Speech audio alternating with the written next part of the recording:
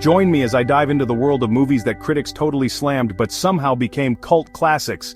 Can I find the hidden gems that turned the tide? When we think about movies that become cult classics, we often think about films that were misunderstood in their time, but later found a devoted following. But what about the movies that were downright panned by critics, only to rise from the ashes like a phoenix? Today we're going to explore the phenomenon of critically hated movies that somehow became cult classics, and what factors contributed to their resurrection. The relationship between critics and audiences has always been complex. While critics provide valuable insights and analysis, audiences often have a different barometer for what makes a movie great. Sometimes, a film can be ahead of its time, or its themes and ideas might not resonate with critics initially, but as time passes, those same themes can strike a chord with audiences, who can find meaning and connection in the most unexpected places. This disconnect between critical reception and audience appreciation can lead to some fascinating cases of redemption. Movies can be re-evaluated and recontextualized, revealing hidden depths and complexity that were initially overlooked. Moreover, social and cultural factors can also play a significant role in a movie's re-evaluation. As societal norms and values shift, movies that were once considered taboo or controversial can become celebrated for their boldness and willingness to push boundaries. The influence of nostalgia cannot be underestimated either, as people who grew up with certain films can develop a strong emotional attachment to them, even if they were initially panned. And let's not forget the power of word of mouth and grassroots enthusiasm, which can turn a forgotten film into a cult phenomenon. As we delve into the world of critically hated movies turned cult classics, we'll explore how these factors can combine in unexpected ways, leading to some truly remarkable cases of redemption. The 1986 sci-fi film Troll 2 is a prime example of a movie that was universally panned upon release, yet has since become a beloved cult classic. Critics at the time called it incomprehensible and abysmal, but over the years, its sheer audacity and inadvertent humor have won over audiences. Another example is the 2003 film The Room, which has been called the Citizen Kane of bad movies. Despite its initial failure, it has gained a massive following for its bizarre and inexplicable moments, which have become a staple of midnight movie screenings.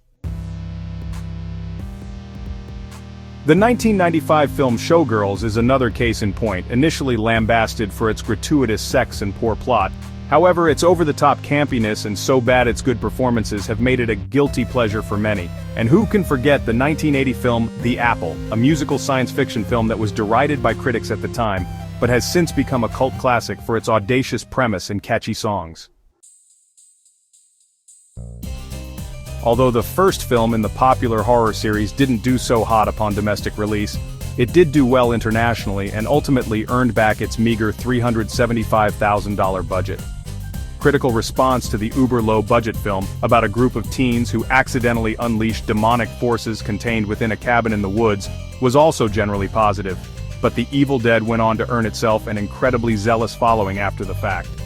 Not just one of the most successful cult films of all time, The Evil Dead spawned an entire media franchise including multiple sequels, a spin-off, a remake, a TV series, video games, and comic books. Directing icon Stanley Kubrick's final film, which was completed after his death from a heart attack during production, was actually his highest-grossing ever, and it received many positive reviews from critics like Janet Maslin of the New York Times and Nathan Rabin of the AV Club. However, there were many mixed or unfavorable reviews, and director Martin Scorsese believed that the film was initially misunderstood by many, as well as some still feeling uncertainty over Kubrick's lack of hand in the film's completion. It is now often considered by some to be one of Kubrick's very best. One of the most compelling case studies, however, is the 1975 film The Rocky Horror Picture Show. Initially, it was met with confusion and dismissiveness from critics, who didn't know what to make of its blend of horror, comedy, and musical elements.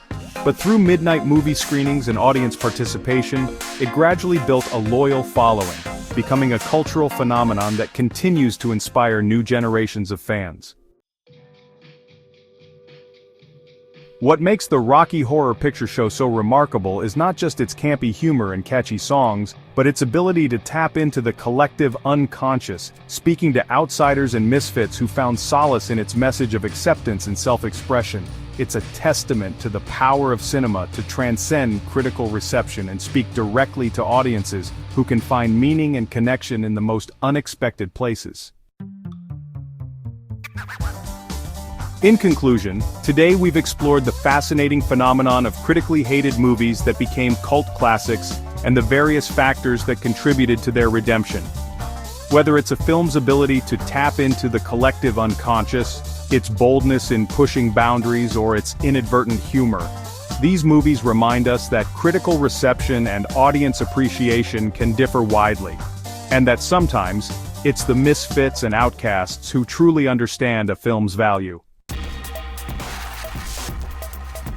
Thanks for watching, and don't forget to share your favorite cult classics in the comments below.